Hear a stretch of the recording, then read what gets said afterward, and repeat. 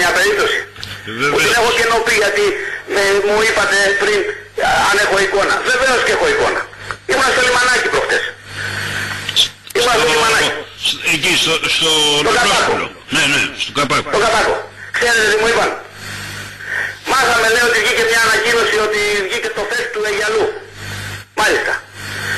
Λοιπόν, φαίνεται όμως, λέει, ότι ο Δήμος δεν γνωρίζει τι έχει προηγηθεί. Αν δεν γνωρίζει, ας ρώταγε να μάθει. Αλλά δεν μπορεί όμως να διαγράφει μια προσπάθεια ανθρώπων που δεν είναι για προσωπικό τους όφελος, για υπέρ του τόπου είναι. Υπέρ του τόπου είναι. Δηλαδή, όταν εγώ πήγα τον Ιούλιο του 2011 στην Πάτρα, στο Γενικό Γραμματέα Αποκεντρωμένης Διοίκησης, δηλαδή στο παλιό κρατικό περιφερειάρχη, τον Τάσο τον Αποστολόπουλο, και του είπα, γενικέ μου, κοίταξε να δεις, πρέπει να προχωρήσει η διαδικασία νομιμοποίησης 2 καταφυγίων, στο λιμανάκι της Νεαπόλεως και στην παλιά Μονεβάσια. Εάν δεν κάνεις την επιτροπή η οποία εξετάζει τα θέματα αυτά, θα χάσουμε πολύτιμο χρόνο και ενδεχομένως να χαθούν και πιστώσεις. Γιατί το λέω αυτό? Γιατί εκείνη την εποχή εγώ είχα πάρει όλους τους δημάρχους της Λακωνίας, εκτός της Σπάρτης που δεν έχει θάλασσα, και τους είχα ενημερώσει και τον δήμαρχο Μονεβασίας και τον δήμαρχο Λακωνήσου και τον δήμαρχο Μάνης, έτσι, τους είχα ενημερώσει και τον δήμαρχο Ευρώτα, τους είχα ενημερώσει ότι βγήκε συμπληρωματικό κονδύλιο από το πρόγραμμα της Αλίας 14 εκατομμύρια για αλλιευτικά καταφύγια και να έτρεχαν τις διαδικασίες οι Δήμοι προκειμένου να υπάρξουν νέες χρηματοδοτήσεις εκτός από τα 3 που είχαμε ήδη εντάξει και χρηματοδοτήσει τότε η κυβέρνηση. Λοιπόν, και λέω λοιπόν τότε στο Γενικό Γραμματέα, σε παρακαλώ, φτιάξτε την επιτροπή. Και την έκανε την επιτροπή.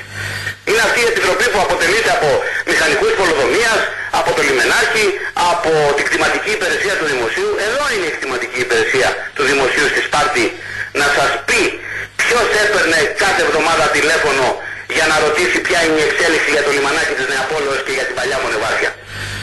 Πηγαίνετε στο λιμανάκι και ρωτήστε τους. Αυτό το πράγμα να διαγράφουμε το ότι ό,τι έχουν κάνει οι άλλοι, πρώτη φορά το βλέπω. Γι' αυτό θυμήθηκα τον Κατσιβάρα. Μάλιστα. Δεν είναι δυνατόν τώρα, και μακάρι να είναι έργα πολλά και χρηματοδοτημένα από το ΕΣΠΑ. Εγώ χαίρομαι γιατί είναι ως άνθρωπος αυτοδιοίκησης τόσα χρόνια. Είμαι υπέρ της προόδου και της ανάπτυξης, αλλά και ως πολιτικοποιημένο πρόσωπο. Και ειδικά αυτή την εποχή ο τόπος έχει ανάγκη τα έργα. Αλλά όμως πρέπει να θυμόμαστε και να μην μηδενίζουμε.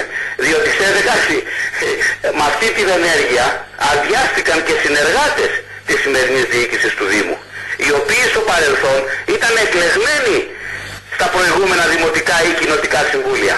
Έτσι.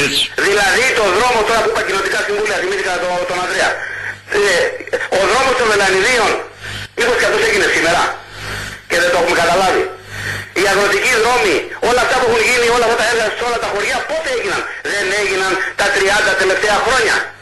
Εγώ λοιπόν λέω ότι τα 30 τελευταία χρόνια ο τόπος μας πήρε μια σημαντική ανάπτυξη. Με τα λάθη και τις παραλήψεις των διοικήσεων, των κυβερνήσεων, όλων. Αλλά κλείνοντας την αυλαία, το πρόσημο για την περιοχή ήταν θετικό. Δρόμοι, λιμάνια, κέντρα υγείας, σχολεία, υποδομές, αγροτική υγειοδοποιία, υπήρχε ανάπτυξη. Δεν μπορούμε λοιπόν σήμερα να λέμε ότι τίποτα δεν έγινε και γίναν όλα αυτά τα χρόνια. Είναι τουλάχιστον άδικο και επειδή πρέπει να θυμόμαστε πράγματα, γι' αυτό είχα την ηθική υποχρέωση, εγώ σε ό,τι με αφορά, να κάνω μια αναφορά στους επικεφαλείς των διοικήσεων των προηγούμενων ετών, τιμώντας έτσι όλους τους εκλεγμένους. Από τον τελευταίο τοπικό σύμβουλο μέχρι και τον δήμαρχο της κάθε θητείας και πρόεδρο κοινότητας κάθε θητείας. Λοιπόν, το θέμα είναι η αποκατάσταση της αδικίας των Βατίκων. Μία περιοχή ήταν ο δεύτερος δήμος στη Λακωνία, με αναπτυξιακές προοπτικές, με δήμο οργανωμένο, με μέσα και εξοπλισμό και προσωπικό, το οποίο αυτό το πράγμα σήμερα άγεται και φέρεται. Έτσι. Να μιλήσουμε για οικονομικά στοιχεία, να μιλήσουμε. Δηλαδή, εάν τα Βάτικα αποσχιστούν και γίνουν δήμος ξεχωριστός, θα ανέβει το κόστος λειτουργίας του? Γιατί δεν υπάρχει δημαρχείο? υπάρχουν εργαζόμενοι? Υπάρχουν. Τους έχει πάρει τώρα η μονοπάτη. Όχι, μισό λεπτάκι. Δεν πληρώνονται αυτοί οι άνθρωποι? Υπάρχουν. Πληρώνονται. Δεν αυξάνεται το εργοδοτικό κόστος, το μισθολογικό κόστος. Το κτίριο υπάρχει? Υπάρχει. Τα μηχανήματα υπάρχουν? Υπάρχουν. Ποιο θα είναι το κόστος? Εδώ ακόμα και η Δημοτική Σύμβουλη έχει καταργηθεί αυτή η υποτυπώδης αμοιβή που παίρνανε ανασυνεδρίαση. Και πηγαίνουν πληρώνοντας από τη τσέπη τους τώρα για ένα Δημοτικό Συμβούλιο ή για μια συνεδρίαση της Οικονομικής Επιτροπής. Και δεν μπορούν και άνθρωποι να επιβαρύνονται και πολλές φορές δεν μπορούν να πάνε. Ό,τι είναι μακριά από το κέντρο. Να άλλο ένα πρόβλημα που αντιμετωπίζει η διοίκηση. Πολλές φορές δεν μπορεί ο άλλος να πάει από το χωριό του στο Δήμο, σου λέει τι θα κάνω, θα συνεχίσω να πληρώνω από τη τσέπη μου, αφού το κράτος έρχεται και λέει stop αυτή την ελάχιστη αποζημίωση. Μάλιστα, αν ήταν η έδρα πιο κοντά, αυτό το θέμα θα λυνόταν. Θέλω να πω δηλαδή ότι υπάρχουν απόψεις οι οποίες είναι τεκμηριωμένες. Άλλοι διαφωνούν. Εγώ τη σέβομαι, την ασπάζομαι, μάλλον τη σέβομαι τη διαφωνία. Μπορεί να μην τη δέχομαι, αλλά τη σέβομαι. Δεν μπορεί όμως σε ένα δημοκρατικό πλαίσιο διαλόγου να υπάρχουν αντιδράσεις για ποιο λόγο άλλωστε. Δηλαδή ο Βουνάτσος στη Μυτιλήνη που λέει δεν θέλω αδερφέ να είμαι δήμαρχος σε 17 δήμους, δεν μπορώ, δεν αντέχω, είμαι άνθρωπος, δεν μπορώ. Δηλαδή εκείνος γιατί το λέει, εκείνος γιατί θέλει να χάσει μέρος της εξουσίας του? Γιατί βλέπει τη λειτουργία, γιατί θεωρεί τον εαυτό του ως λειτουργό που έχει μια αποστολή να τα καταφέρει. Δεν σκέφτεται ότι πρέπει να είναι η εξουσία μου και η διαχείριση μεγάλη. Εκεί γίνεται χαμός. Θες 2-4 ώρα να γυρίσει όλο το νησί. Λέει λοιπόν, ναι κύριε της κυβέρνησης, κάντε το. Κάντε το. Εδώ η κοινωνία των Βατίκων λέει θέλουμε να ξαναγεννηθούμε. Θέλουμε να ξαναμπούμε στο δρόμο της προόδου και της ανάπτυξης. Τελειώσεις και χιλιάδες υπογραφές. Ποιος θα τις αγνοήσει? Η κυβέρνηση? Να το δούμε. Η τοπική δημοτική αρχή? Το βλέπουμε. Η κοινωνία όμως λέει άλλα πράγματα. Οφείλουμε να αφουγκραστούμε την κοινωνία. Οφείλουμε να σεβαστούμε τον τόπο μας. Και εδώ δεν υπάρχουν τώρα πολιτικές αντιπαραθέσεις κλπ. Έτσι. Διότι εγώ δεν είδα σε πολιτικά ζητήματα να υπάρχει τέτοια αντιπαράθεση. Στο συγκεκριμένο υπάρχει. Γιατί άραγε, αναρωτιέμαι εγώ, γιατί? Δεν υπάρχουν κορυφαία πολιτικά θέματα που μπορεί να υπάρχει μια αντίδραση? Κλείνουνε δήμοι, γίνονται κινητοποίησεις γιατί μειώθηκαν οι πόροι 7%, γίνονται συγκεντρώσεις. Λοιπόν, υπάρχουν κορυφαία θέματα της αυτοδιοίκησης να δείξει το αγωνιστικό της πρόσωπο. Στο συγκεκριμένο θέμα πρέπει να αναλογιστεί κανείς τι έχει μεσολαβήσει τα 3 χρόνια. Όπου μαζί με την οικονομική κρίση, μαζί με όλα αυτά τα προβλήματα, εγώ στεναχωρήθηκα που είδα αυτή την ερημιά. Διότι υπάρχουν νοικοκυρέοι άνθρωποι, επαγγελματίες, εργαζόμενοι, συνταξιούχοι, οι οποίοι βλέπουν μέρα με τη μέρα ο τόπος να μαραζώνει. Και οι θέσεις, οι εκλεγμένες, είναι από το λαό για το λαό. Λοιπόν, δεν είναι κάτι δικό μας, ούτε δικό μου, ούτε δικό σου, ούτε κανενός. Το δίνει και το παίρνει ο λαός με την ψήφο του. Στο συγκεκριμένο θέμα, ο λαός δεν μπορεί να κάνει κάτι παραπάνω, διότι αυτό ψηφίζεται από τη Βουλή. Ψηφίζει τη Δημοτική Αρχή την κάθε 4 χρόνια, ψηφίζει για βουλευτή κάθε 4 χρόνια. Αυτή η δουλειά όμως δεν είναι δική του δουλειά. Έτσι, ζητάει, διεκδικεί, λέει την άποψή του, υπογράφει και δηλώνει με τον πλέον κατηγορηματικό τρόπο την επιθυμία του. Έτσι. Και κάτι άλλο που δεν μου αρέσει. Και επίσης οφείλω να το σχολιάσω. Βεβαίως. Στην προσπάθεια να ταπουρωθούν πίσω από απόψεις, διχάζουν τις κοινωνίες. Επιχειρούν να διχάσουν τις κοινωνίες. Κοινωνία βατιγιωτών με κοινωνία ελαφωνισιωτών. Γιατί? Δηλαδή ο βελανιδιώτης ναυτικός, είτε στην ποντοπόρο ναυτιλία είτε στην αλληλεία, με τον ελαφωνισιώτη συνάδελφό του που έχει την ίδια λαχτάρα για την πατρίδα και τον τόπο, τους χωρίζει τίποτα, λέτε? Τίποτα. Όχι βέβαια.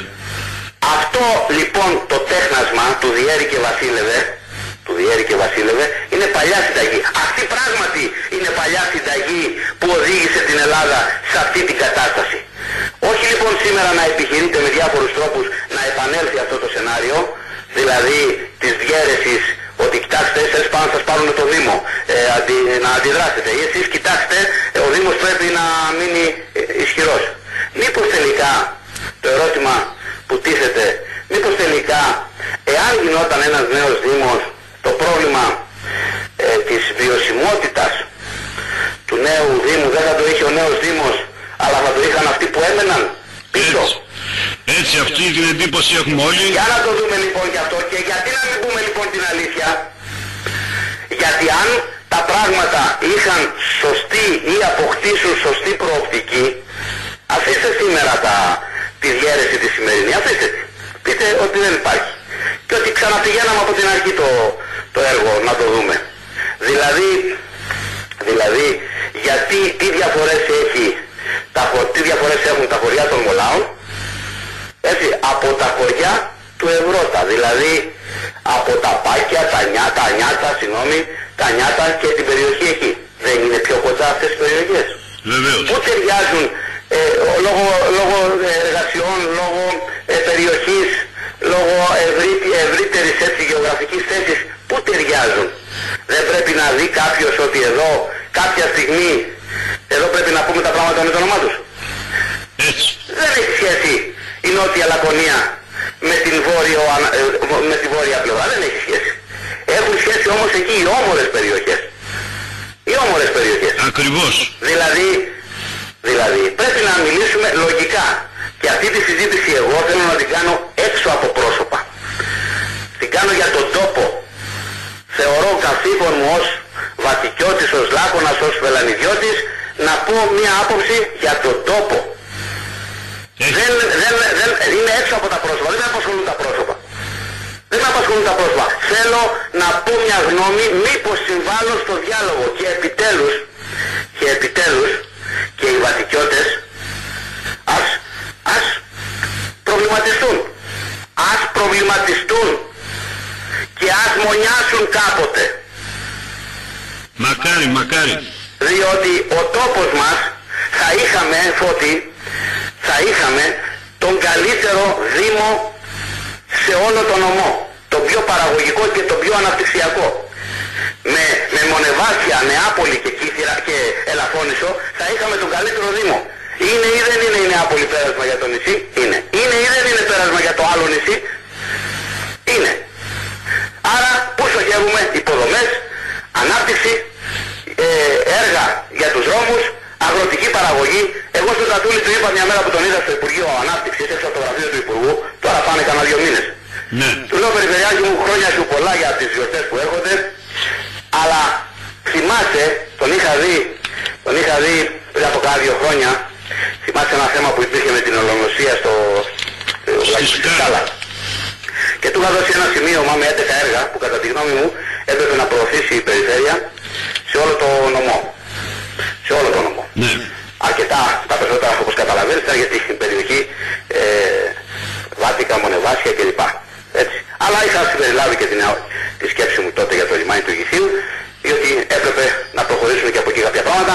Τη Μαρίνα της Μονεβάσιας. Η μελέτη την είχαν τεχνικές υπηρεσίες, νομαρχίες.